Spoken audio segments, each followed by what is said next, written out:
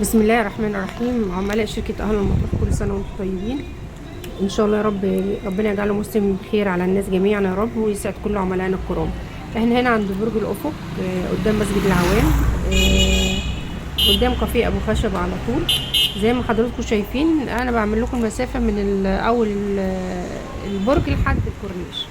احنا بيعتبر تاني نمرة من الكورنيش. البرج فيه ما شاء الله شقق على اعلى مستوى، شقق تاني غرفتين وثلاث غرف، وفي 3 غرف 2 حمام، وفي غرفتين مكيف.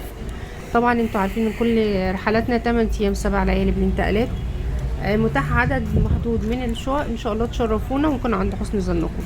زي ما انتم شايفين ده مسجد العوام اللي على يمنا، واحنا قدامنا كورنيش.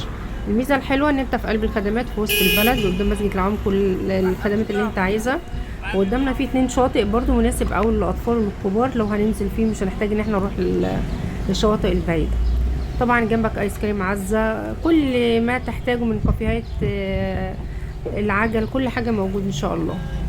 كل سنه وانتم طيبين، وان شاء الله مع شركه اهل المطروح تنبسطوا ونكون عند حسن ظنكم وكل سنه وانتم بالف خير.